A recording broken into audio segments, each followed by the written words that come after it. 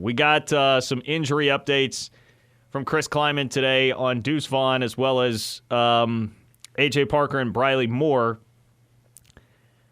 The one that concerns me the most right now is still Briley Moore after what we heard today. Here's the update from Kleiman on both A.J. Parker and Briley Moore and where they're at.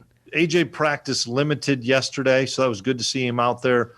Briley, we didn't practice yesterday, but doing all this treatment and stuff, and I know he's starting to feel a little bit better, so hopefully we'll have more of an idea on Wednesday or Thursday with both those guys. Yeah, I don't feel great about Briley Moore playing Saturday. I feel 50-50 on A.J. Parker playing Saturday. Briley Moore is the most concerning of the three. The part about Deuce Vaughn here, I'll play you the clip before I get into this full take. But Deuce Vaughn, I asked Chris Kleiman if he was totally healthy and totally right because we have not seen him be shut down the way that he was at West Virginia. He didn't practice a bunch last week because of an issue, but he was healthy for the game. And as talented as that young man is, you have to find ways to take him away. And West Virginia did that. And we thought we had some creative ways to get him the football, but we couldn't have time to throw it or whatever else may have happened. And so, once again, give West Virginia the credit that they deserve. All right, so he downplays him being hurt, but did say he missed time in practice last week, which confirms what, some of the rumblings were, some of the whispers. Yeah, there you go. Some of that from last week was legit and accurate. I think Chris Kleiman is downplaying it somewhat there and has to. I think you're in a spot where you have to downplay however healthy or not he may be. But even still, we know that he's healthy enough to be out on the field, which is why Briley Moore jumps to the top of the list for me. A.J. Parker, nothing about where he is as a player compared to the other two. It's more about what's available there on defense, like the reinforcements and the replacements available there. Like, there are just more options defensively and a better overall unit defensively that's not as reliant on A.J. Parker as the offense is reliant on two players in Briley Moore and Deuce Vaughn. So then I go number two, concern is Deuce, because it seemed clear to me he was not himself, and the coaching staff didn't trust using him the same ways that they typically would or quite as much as they would in a game where the offense is just not doing anything. At least he can be out there as like a decoy and still do some things. Like, you still have a chance for him to pop a big play or two. Like, even if he's hurt, 70% of Deuce Vaughn is going to be better than 100% of Harry Trotter, 100% of Tyler Burns, whoever else it might be. And if he's out there as a decoy, that's at least drawing some attention to the defense. I don't think Briley Moore is like at a spot where they could, you're not going to put him out there. A back injury, like that's different than what I think Deuce is dealing with, where like a back injury, you're not going to be able to put Briley Moore out there even like as a decoy. Unless you're trying to go full Bill Snyder, hey, Jesse Ertz on a shredded knee, why don't you go out and warm up and act like you're actually going to warm up and play and do further damage to the knee. You can't do that. You can't use Briley Moore as a decoy.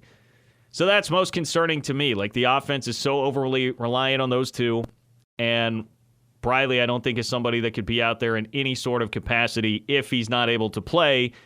So that's where concern number one is for me on the injury front of those three.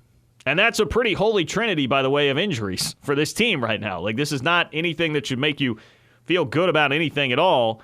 If there's one that concerns me the most right now, it is at your tight end position. Well, there's no doubt about it that Deuce Vaughn was limited against West Virginia, and they were pretty hesitant. The coaching staff was at first. He was out there. He just wasn't getting touches at all at first until later in the first quarter into the second quarter is when he was getting the ball.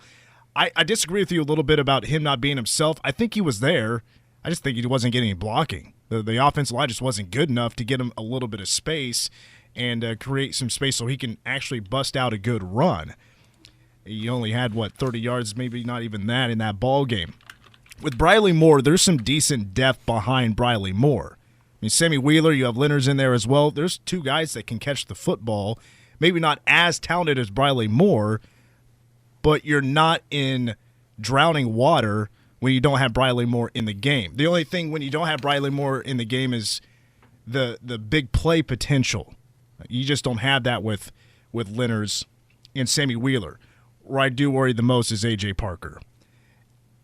Really? K-State was hurting across the middle on some of those passing plays, and I think A.J. could have helped clean that up a little bit, where the linebackers and guys like Ross Elder trying to help out there as well.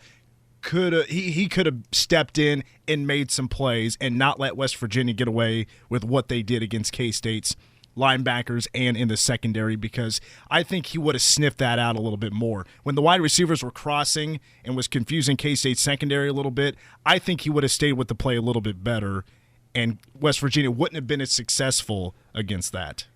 Man, that's an interesting take. I'm glad you have it because it's very different from me, and I think A.J. Parker is very valuable, and in fact, I think he is more valuable than I thought he was based on how we saw the defense get attacked. But to me, it was so much more about the linebackers than it was the secondary. I mean, it felt like West Virginia had a game plan to go after the linebackers and really scheme by just attacking the heck out of them.